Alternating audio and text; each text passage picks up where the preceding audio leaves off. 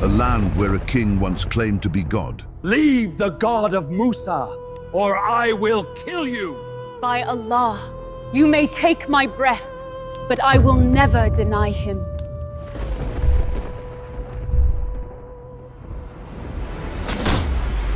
My Lord.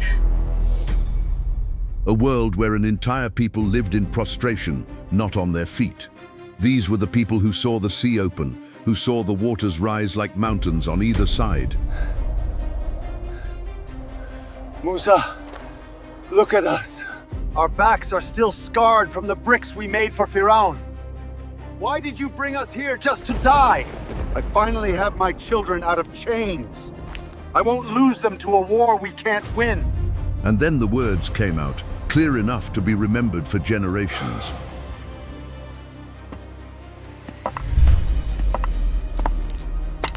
You're the prophet. You're the one with the miracles. So go. Take your Lord with you and go fight them.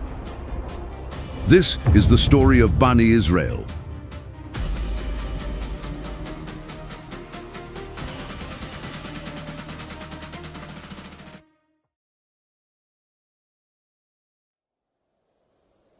Assalamu alaikum. Today we're not watching a nation get lost. We're watching what happens when a people reach the door and refuse to carry the weight of stepping through. How does a people witness the greatest miracles in history, food falling from the sky, water gushing from rocks, and still look a prophet in the eye and say no? What happened inside their hearts that made the land of promise feel heavier than the chains of Egypt? And most importantly, why did Allah decree that an entire generation would have to pass away in the desert before the gate would finally open? The answer lies within this story. To understand the full story, you have to understand the life they escaped from. Egypt wasn't just a civilization, it was a superpower. It was a world where being a slave was the only thing they knew. Stop looking at the sky. The sun is still up. Keep pulling. This was a system where your value was exactly what your hands could produce, nothing more. In that place, you weren't a person with a name, you were a tool. And for hundreds of years, the people learned one way to stay alive: stay small, don't be noticed. Shh. If the guard hears a cry, if they hear you, quiet, my love, quiet. This wasn't just fear, it was a habit. For generations, even having a child felt like a crime, and breathing felt like something you had to ask permission for. If they have time to complain, they have time to think. And if they have time to think, they forget who owns the ground they stand on. Increase the workload. So when Musa alayhi salam came with a message of freedom, it didn't sound like a gift to everyone. To some, it sounded like a death sentence. They saw the miracle, they saw the end of the tyrant who owned them. But as they stepped into the desert, they realized the hardest truth of all. You can take the man out of Egypt, but it takes 40 years to take Egypt out of the man. That weight didn't stay in Egypt, it followed them into the desert. As the days stretched out, the march became its own kind of pressure. Heat that didn't ease, thirst that kept returning, and a horizon that looked the same no matter how far they walked. People spoke less, saved their breath, and carried their thoughts in silence. On one of those days, they came upon a small settlement near water and shade. A local tribe was gathered there, not preparing to travel, not packing, not moving on. They were standing with stillness, facing a row of stone figures. Bani Israel slowed as they passed. The scene didn't shock them as much as it should have. It gave them something they hadn't felt in days, a fixed point, a place to look, a place to stand. You could see it in their faces, tired eyes lingering, as if the stillness itself was attractive. Oh, Musa, look at them. They have gods they can see. Make for us something like that.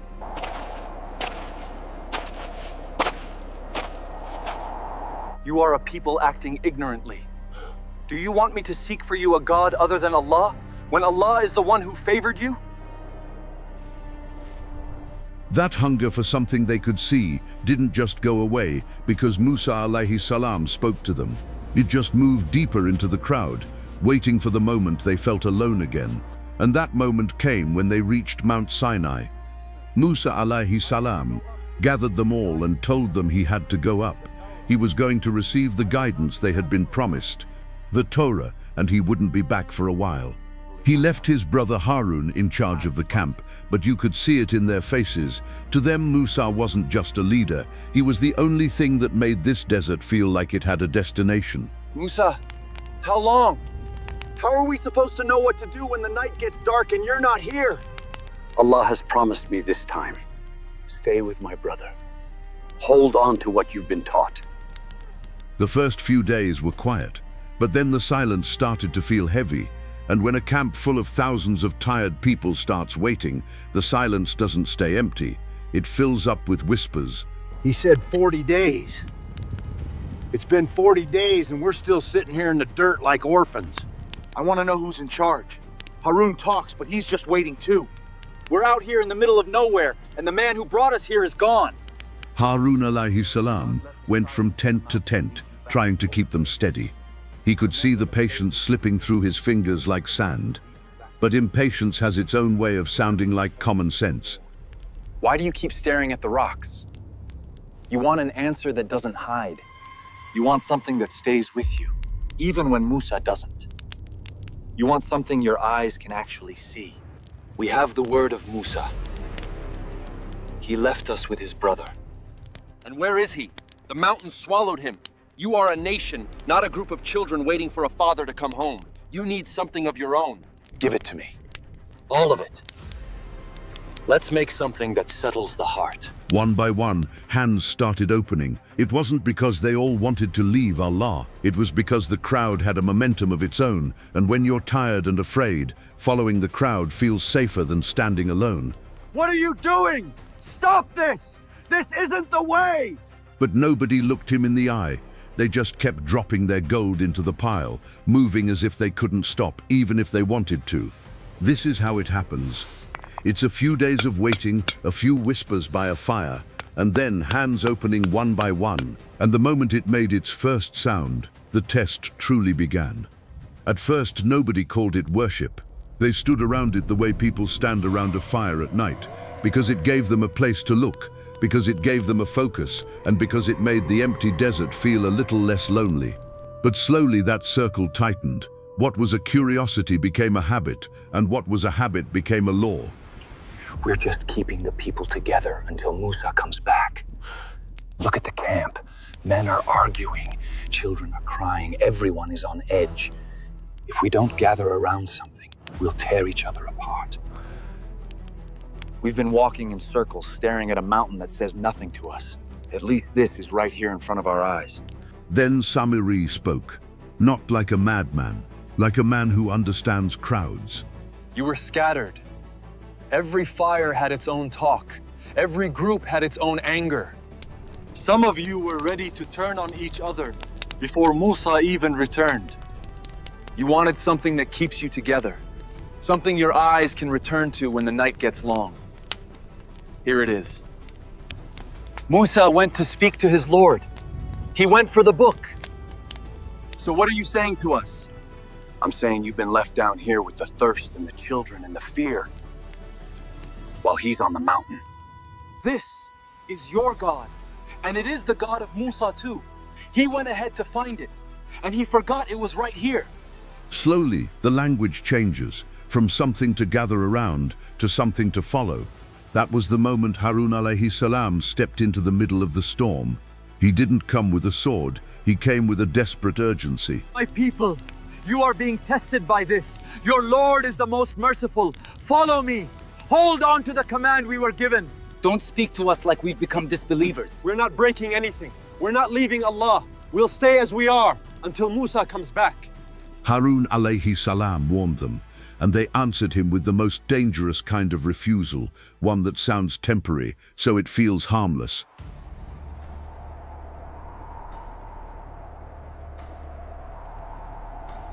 Someone is coming! He's coming down!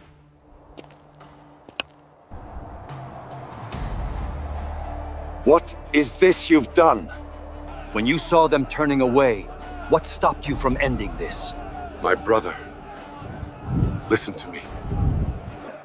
They overpowered me. If I had fought them with my hands, the camp would have split and turned on itself.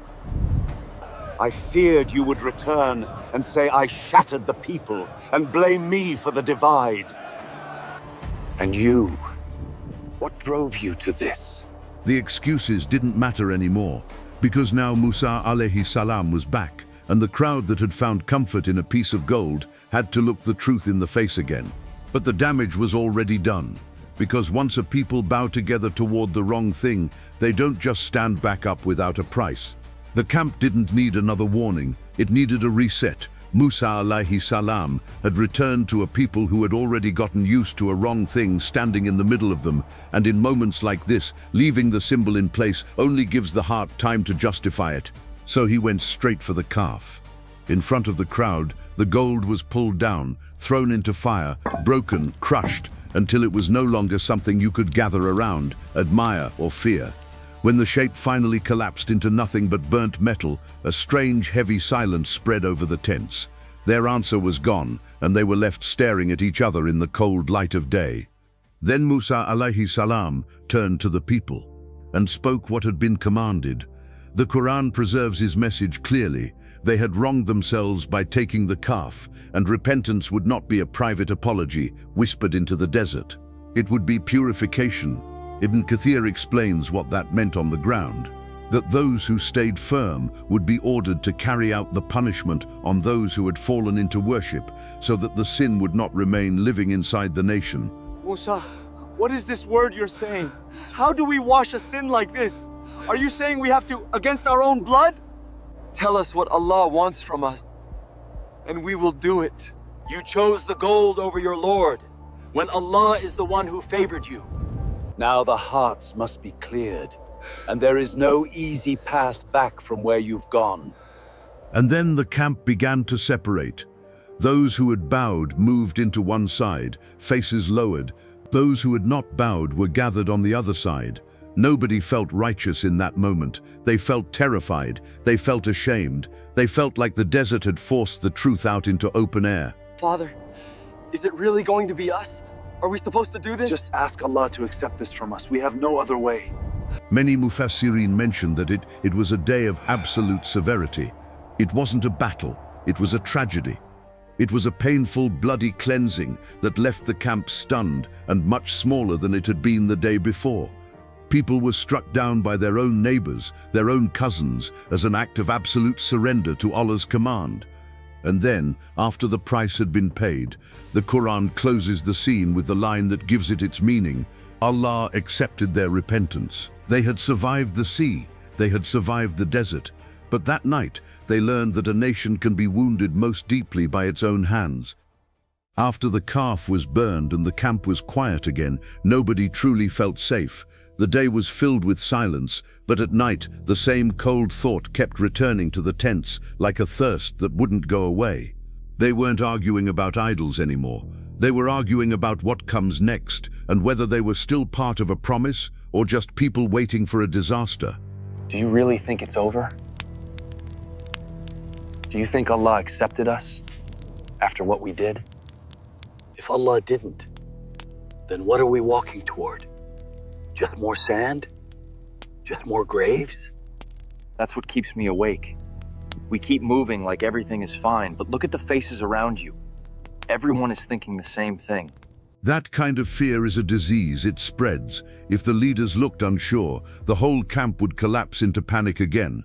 So Musa alayhi salam decided to take the leaders of the people back toward the mountain Sinai, so they could seek Allah's forgiveness for what had happened and return with guidance that would settle the camp. Tafsir Ibn Kathir mentions that he selected 70 men from their leaders. As they traveled, the talk between them wasn't deep theology. It was the talk of men carrying responsibility. When we return, what do we tell them? We tell them what we are given. That should be enough. You know the camp. Enough never calms them. They'll say, you went and came back with words again. We need something that ends the arguments. When they reached the meeting place, the mountain didn't feel like a part of the earth anymore. It felt like a boundary. The air grew heavy, and their voices lowered on their own, as if they were afraid the rocks were listening. But in that moment, instead of letting that fear turn into humility, some of them tried to turn it into a demand. Musa, when we go back, they'll press us. They'll say, how do you know? They'll say, where is the proof? O Musa, we will not believe you until we see Allah plainly, until Allah shows himself to us and says, this is my book, follow it. Musa alayhi salam didn't answer with a speech. He just turned toward them with the look of someone watching a house catch fire. And then, before the silence could even settle, it happened. They fell dead, 70 men, the very ones the camp trusted to bring them back hope. Musa alayhi salam begged Allah, because if those men stayed dead, the camp would turn on itself again, and it would blame him. And Allah answered. The men were brought back to life. They walked back down that mountain quietly. There was no more pride, no more arguments. They were just men who had been taken and returned. For a moment, the camp finally felt like a nation again. After the 70 men returned, the camp settled for a while, not because hearts were suddenly strong, but because fear had silenced them. And in the desert, silence never lasts. Eventually, the stomach finds a way to speak. And Allah didn't leave them to starve. He sent them food from the heavens.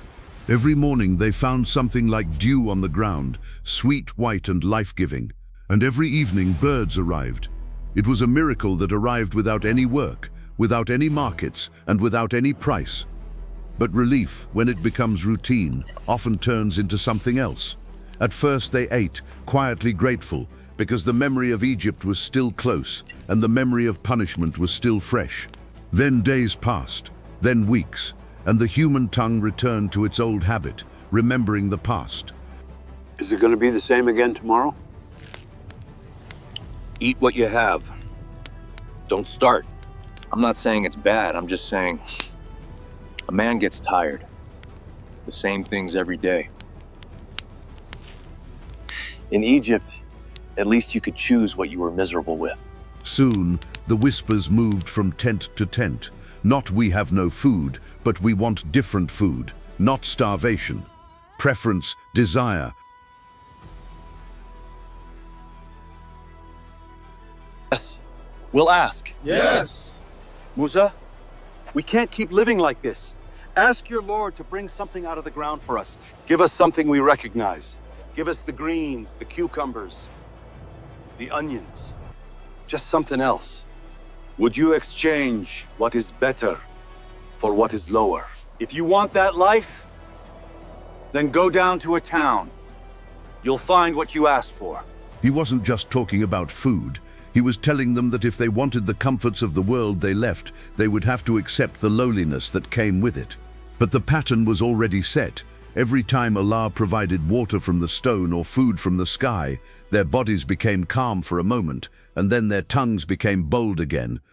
By now, a shadow was hanging over the camp that no one wanted to name. When life was easy, they complained. When things got quiet, they panicked. And now, as the road finally began to turn toward the land they had been promised for generations, the real test was never going to be about the food in their stomachs. It was going to be about the courage in their bones. This wasn't just a destination. This was the end of the road. This was the place Musa alayhi salam had been leading them toward through every miracle and every collapse. And when they finally stood at the very edge of it, the command came down, clear and heavy, enter. Musa alayhi salam told them exactly what they needed to hear, that Allah had already written this land for them. All they had to do was step forward with faith. But human beings don't fear promises. They fear what stands between them and the promise. Musa, wait. Who's actually in there? We've heard things. We have families, children. We aren't just gonna walk into death because you say it's time. Look at us. We've spent our lives in the sand. We know how to carry bricks, not swords. You want us to walk up to those walls and just die? They're ready for us. We're not soldiers. We just got the chains off our necks, and now he wants us to go and put them back on in a different land? I'm staying right here. By the next morning, the fear had turned into a hard wall. It wasn't a question anymore. It was a decision. Musa alayhi salam stood before them again, and you could see the strain on his face. This was a man who had carried them on his back since Egypt, only to watch them reach for the safety of the desert because they were too afraid of the gift. And then came the sentence that broke the heart of the prophet. The words that showed they had completely thrown their responsibility away. So go, you and your lord, and fight. We are sitting here. You don't say a line like that by accident. That is the sound of a nation giving up on its own destiny. And because they chose to sit, Allah gave them exactly what they asked for. The land was forbidden to them for 40 years. They would wander in a circle, the same feet, the same dust, the same horizon, until that whole generation died out and a new one rose up that had enough courage to actually walk through the door. Allah subhanahu wa ta'ala turned the road into a circle and made time their punishment. When the decree came that the land would be forbidden to them for 40 years, most of them didn't understand what that really meant, because in the beginning a person still thinks a punishment is a moment, or a setback, or a delay that can be negotiated, and they told themselves that if they just walked far enough, if they just pushed hard enough, the desert would eventually open a way. So they marched. They walked for hours under a sun that never softened, following every ridge and every dry valley that looked like it might lead to something new. By the time the fires were lit at night, their legs were heavy and their lungs were burning, and many of them actually felt good, because when you're lost, exhaustion feels like you're getting somewhere. But then the morning would come, and with it came the kind of shock that makes the stomach turn cold. They would look at the horizon and realize the rocks looked familiar. The hills didn't look new, they looked remembered. They started leaving markers, piles of stones or broken wood, telling themselves that tomorrow would prove they weren't trapped. But when tomorrow came, and they found their own marks again, staring back at them from the sand, it did something to them that no army could do. It wasn't the fear of dying anymore. It was the terror of being stuck. The realization that you can walk until your feet bleed and still end up exactly where you started. That was the punishment. Days that looked like journeys, followed by nights that ended in the same place. Eventually the camp stopped talking. Even complaining starts to sound empty when the land itself answers every word with the same horizon, over and over again. And time slowly began to do what a single battle could never do. The ones who had refused, those who had pushed the responsibility away with their tongues, began to fade one by one. A sickness here, a fall there, a night where someone doesn't wake, until funerals became familiar and the sand began to cover, not just bodies, but a whole mindset. That is what 40 years was. It wasn't one day of punishment, it was thousands of days where the road kept folding back on itself, until an entire generation was quietly removed by time. And when those 40 years were complete, their children were allowed to move forward under new leadership, and the land was entered after the refusal had died in the desert. I really hope this story landed the way it should. And before you leave, let me ask you something. Just as a brother who's trying to build something meaningful here, if this video helped you understand this Quranic story even a little more clearly, then help me take it to the next person. Share it with one person. That's it. One friend, one cousin, one family member. Because these stories don't spread through luck, they spread through people who care.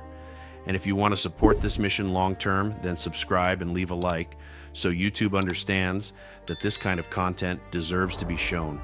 And if you'd like to help financially, click the link in the description or in pinned comment and join our community. By joining, you become a partner in this dawah. You help us put high-quality Islamic authentic stories on the screens of millions, competing with all the distractions out there. We're trying to pass something real to the next generations, and it starts with stories like this, understood properly. Jazakallahu khair. Assalamu alaikum.